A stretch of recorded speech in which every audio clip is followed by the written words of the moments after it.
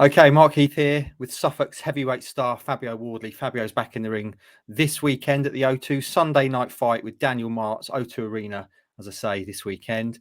Fab, it's been a little while since we last saw you. Last seen wiping out Nick Webb in only one round to defend your English title in Eddie Hearn's back garden back in August. How have you been? You've been out for a little while. I understand you've had a few injuries that needed sort of giving a bit of time. How's things? Yeah, right now everything's good. My body just needed a bit of TLC, I think. It just needed a bit of time off. I had a lot of fights kind of back to back, a lot of camps back to back, a lot of just heavy sparring, just a lot of just general wear and tear throughout my body. And a few of those injuries were on the edge of becoming bigger problems, requiring surgeries and this and that, which is something I definitely want to avoid. So it's just better to just take some time, have the back end of the year off and just crack on from there. And that's how we did. We started the year, got straight back into it and out early in Feb. And obviously last time, as I say, you're defending your English title, I think for the first time against Nick Webb, which you did very impressively. There has been talk of you potentially relinquishing that and kind of moving on. And we'll talk more about your plans this year later on. But as it stands, you're still English heavyweight champion. That's still a belt that you hold. Yeah, still my belt, still in the house. No one's come around to take it from me yet. It's still here. But yeah, it's something I've won, I've defended. I feel like I've ticked that one off now. I'm good with that. It's time to move forward. Okay, and that brings us on perfectly then to the fight this weekend. A rare Sunday night, actually, fight event at the O2 Arena against Daniel Martz. It was a fight that we knew you were going to be on the bill for a long time, but we didn't know who you were going to be fighting. I don't think it was until early this week that Martz was actually signed and sealed and delivered. So how are you feeling going into this fight? Daniel Martz he's a big boy, 6'7". He's going to outweigh you like a lot of your opponents do. He generally, when he fights, he either wins or loses by KO. He's certainly going to come in and throw some heavy shots. So what are you expecting ahead of this one? Yeah, it's going to be a shootout, isn't it? He's a big guy. He's going to want to try and come over, use his size, use his advantages, his height, his range, his mass as well, and try and probably want to lay on me and cover up the space and stuff. So it's my job to try and negate that. But it's a good one to have because he's not going to come shy. He's clearly by his record, he's not gun shy at all. He's happy to let him go and happy to mix it up. And we all know that I'm more than happy to do the same. So it's going to be entertaining. What's that dynamic like in terms of, you're going to be on a bill, but you don't know who you're fighting? And particularly with this one, it's a very late opponent. Is that something that bothers you in any way? Or are you just thinking whoever gets the fight, whoever takes the fight's in trouble, whoever they are sort of thing? It's just, the thing is with this, sometimes you can drop into it too much. You can read into it too much, let it pressure you too much. And I think my thing with this is whenever this is an occurrence or whenever it's happened across my career, is just as long as I do my thing, as long as I'm in the gym every day training, as long as I'm doing all my runs and doing all that and making sure I'm in the right place that I should be on the night, yeah, I may have to kind of think on the fly a bit, which is something I'm comfortable in doing. But aside from that, it's business as usual. Martz, he's got a great nickname, the Mountain, so it's pretty cool. You're going to be trying to knock out the Mountain. He's been in with some good guys as well. I was looking at his record. Obviously, I say he knocks out a lot of people. He's been in with Charles Martin, who obviously AJ beat for the world title all those years ago, Luis Ortiz, and also Bryant Jennings. So he's been in with some decent level operators. So are you seeing this as a fight where you're just kind of trying to learn from it? Obviously, you're thinking you're going to come out with a win, but a kind of another different shape and size of opponent with a bit more pedigree behind him as well. Yeah, it's similar ones to fights I've had before, like Eric Molina, kind of along those lines where someone's going to pose me some different questions. I have been in with someone who's quite big before. That was very early on in my career, and obviously a lot less experience. So this is someone who's big, who's rangy, who's carries a lot of power evidently, and he's going to try and use those things. So it's a slightly different puzzle for me to try and solve. But that's what we want. We want these ones early as possible to try and figure them out. So I've got that information kind of locked in and banked, ready for going into bigger fights in the future.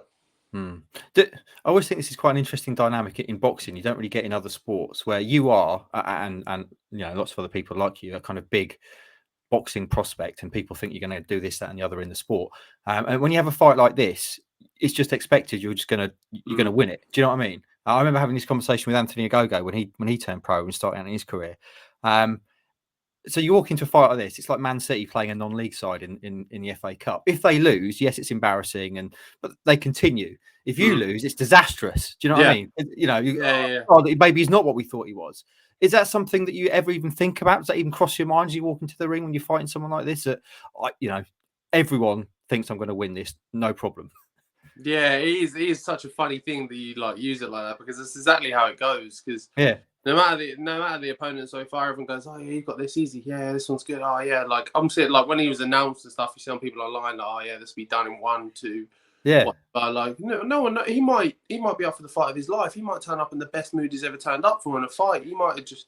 You just don't know, and it's just supposed to be a foregone conclusion that I'm getting my hand raised within a couple of rounds. So to be honest, I don't really bother with it too much. Again, I think it kind of detracts from me and myself if I'm worried about kind of how the outcome might be and what's going to happen to me if it doesn't work out, and if I don't do this and I don't do that. Like I just go back to, as long as I do my thing, as long as I train hard, do what I'm supposed to do, and turn up in the night, and as long as I put my best on the line, then I'm good. I'm happy with that. Yeah, we always talk before your fights, Fab. Every single time we say, or you say, hopefully I'll get some rounds out of this, and generally then it's over very quickly because you're so heavy-handed. If you come out of this fight with a few rounds under your trunks, as it were, you'd be quite happy with that, I'd imagine, would you? Yeah, I would. But then that's another one where because they probably expect me to get him out in a round or two, and then if I do that, they'll be like, see, look, just a walkover. But then if I go 4, 5, 6, 7, 8, they're gonna go, see, look, he should have banged him out in a round, and he's gone all the way with him. Like it's a lose-lose. That's why I pay no attention to it and just focus on me. If I bang him out in a round, great, cool, keep moving, good win. If I go a few rounds, cool, I've got a few rounds under my belt, all still positives to take from it. So that's why I just focus on me. That's an interesting thing, actually, as you kind of move up through the levels and get more and more high profile in your career. And actually, I was talking to Arnold Allen, the UFC guy, the other day, and he said that now he's seeing it on his social media. He's getting more people sort of trolling him and that kind of stuff, and offering opinions that he's not necessarily too happy about. Do you switch all that stuff off? How do you approach that kind of? Because social media is huge for building your profile and kind of getting into the bigger fights, but equally, it's a double-edged sword, isn't it? Like you say, because whatever you do, you're going to get someone going on social media having a go at you generally. Yeah, like it doesn't. That's the thing with that. I think you need to understand that before you delve too deep in it and let it affect you too much. You need to understand that it's not real life. It's not a real world. It's a completely different free-for-all zone where people can do and say anything they want, and things they wouldn't do or say to your face or in front of you, or even if they're in a close proximity to you. Like I had it the other day where some guy said, he just messaged me, or no, he tweeted me saying, Fabio Wardley's rubbish, like he's conning a living, can't believe he still gets on shows. And I quote tweeted it and I just said, shh, don't tell anyone. Like I'm getting away with it so far. Like shut up. Like don't tell no one. Because that's what I do. It's more fun for me. I enjoy it. I don't care, because I know as well. Because after that, he replied to that going, "Oh no, I was only joking, mate. Hope you do well. Great to see you out next week," or something like that. And it's just like, mate, all they want is just a little reaction, a little something from you, and it's fine. Every now and then, as long as I'm in the right mood, I'm happy to give them a little something. Yeah. You're not going to go the Deontay Wilder route then and start meeting trolls in gyms and sparking them out. I've got way better stuff to do with my time than go meet someone down the gym that just said I wasn't any good. Yeah, fair enough. And obviously one of those things that's going to be way better, hopefully, this year. We've talked about the Martz fight on Sunday, and clearly that's something that you need to get out of the way first. And I know no one would ever overlook an opponent, but the chat now is what's kind of coming up for Fabio Wardley this year. You're already English heavyweight champion. We've talked there maybe about you relinquishing that belt and moving up, and you've been linked with a lot of kind of big name fights, but the one that I think has captured the imagination of most fight fans has been the Nathan Gorman British title chat. Clearly, I know you and Nathan are mates. You sparred before. You were in his camp for the Dubois fight, but that seems to be a fight that makes sense on a number of levels. So is that still something you're looking at for this year in terms of your goals for 2022? Yeah, definitely. The British title is obviously what I'm looking at. It's Nathan Gorman just because it seems like he's the most likely candidate on the other side. That's the reason being. If it's someone else, if it's not him, if it's whoever else they feel is more viable, a better option, then cool, whatever. I'm not fussed. I'm just on the hunt for titles and belts, and that's the way I'm going. That's what I want to do. Okay, so the British title is clearly an aim. Is that the main aim for this year? Do you care what title it is, as long as it's kind of a step up from the English title sort of thing? I think the British is obviously the most prestigious. I think it's slightly ahead of maybe some other ones, but not massively. Like the Commonwealth is still on a kind of similar level. The European as well on a similar level. I just think maybe the British title belt looks a bit nicer, so that probably works out a bit better. But aside from that, they're all on kind of a similar kind of playing field where the fight level will be about the same whether I go for a British, Commonwealth, or European. And what's the timescale on that then? Obviously, you're fighting on Sunday. Is it this fight and then into a big fight? Is that how you're thinking, or? Yeah, it is. Yeah, it's to get this one done, just shake off a bit of rust, feel the lights again, feel what it's like to be in front of a crowd and back in front of an arena and everything, and then get the show on the road and push for that. Okay, well, time will tell. I've got to ask you, I mean, in terms of big fights coming up, and I'm sure you'd expect me to ask you this, your manager, Dillian Whyte, is in one of the biggest fights, potentially the biggest fight of the year. Finally gets his heavyweight title shot against Tyson Fury in an all-English fight. It's going to be massive. Wembley Stadium, I think it is, April 23rd. I know, obviously, Dillian's your manager and you get on well with him. And Tyson you sparred with, and you've told me before what a great guy Tyson is. What are your thoughts as a kind of very interested observer on that fight? Yeah, no, it's a massive fight. Great for not just for kind of England, British heavyweight scene, but great for the world. It's a massive fight. Both of them have got big profiles across the globe, so it's going to be great to see. And I think out of all the heavyweights, the top level heavyweights at the moment, I think Dill is best equipped to deal with Tyson Fury. Out of all the heavyweights out there at the moment, I would give him the best chance against them all. Like, don't get me wrong. At the moment, Tyson Fury is on the top of the mountain. He's kind of king as you would and holding on to it all. But to dethrone him, I think Dillian is the best person equipped for that, 1000%. Why is that? Because of the way he fights? You've sparred them both. You have more of an insight than anyone else would do.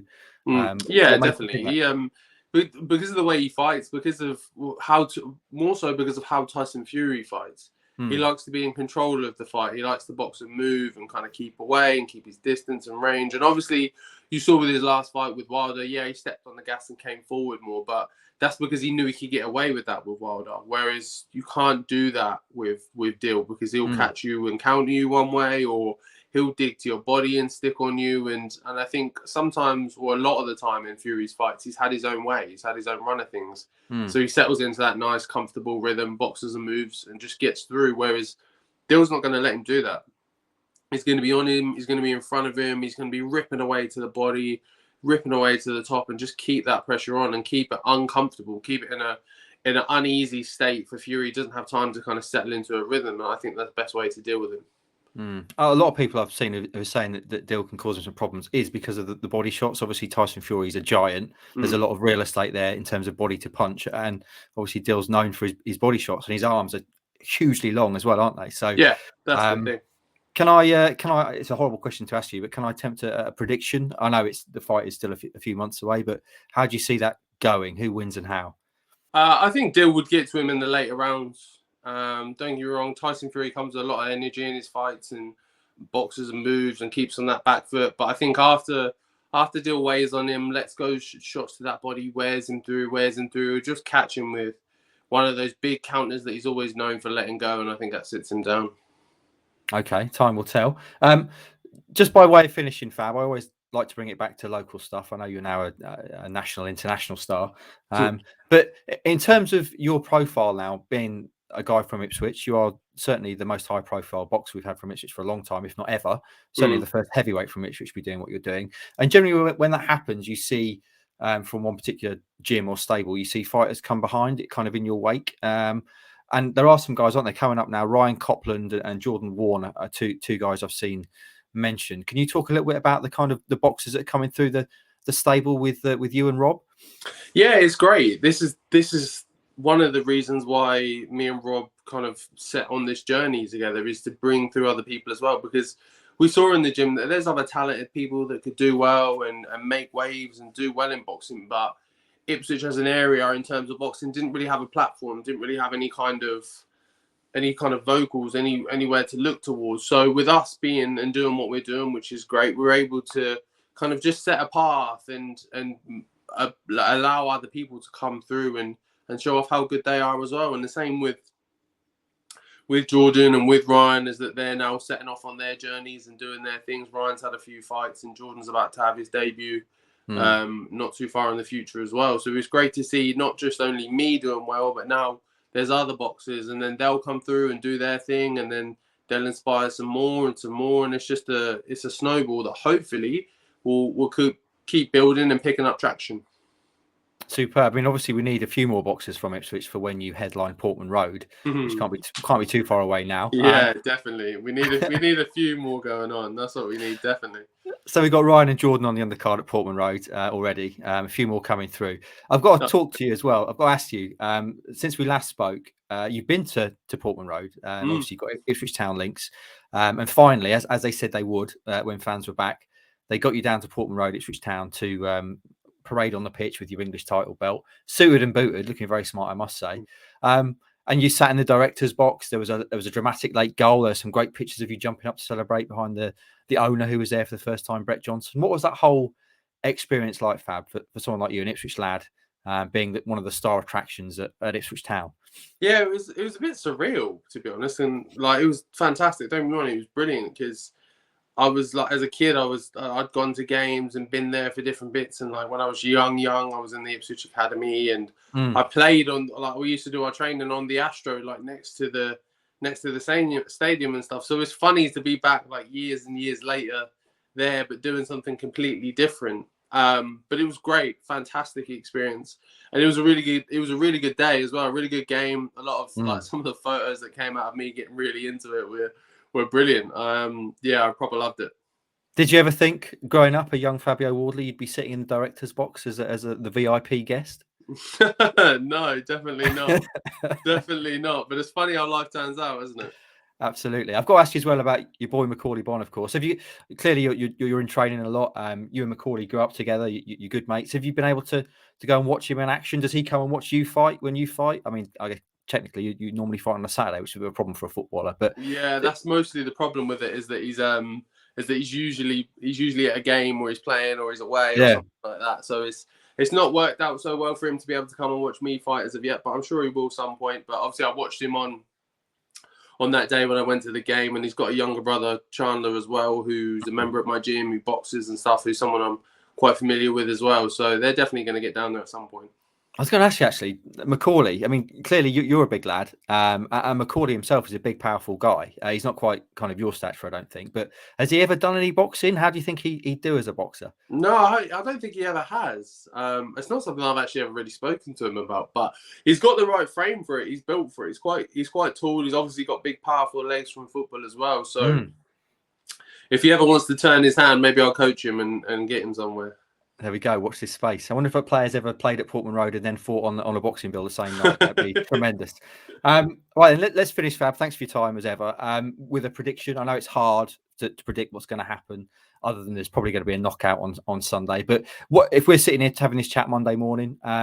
What's a good outcome for you? Clearly a win, but how would you like it to happen, and what would be a success for you? Good outcome was just for me to be happy with my performance, box the way I know I can without taking any kind of silly shots or any silly risks, and just having an overall good performance and getting him out of there within the first kind of 3 or 4 rounds. I'll definitely be happy with that. Tick that one off nicely. Superb. There you go then. Fabio, thanks very much for your time. Fabio Daniel Martz, Sunday night. That is Sunday night at the O2 Arena, and you can watch it live on the DAZN app. Thanks again, Fabio, and good luck for Sunday night. Cheers, mate. Thank you. Thank you.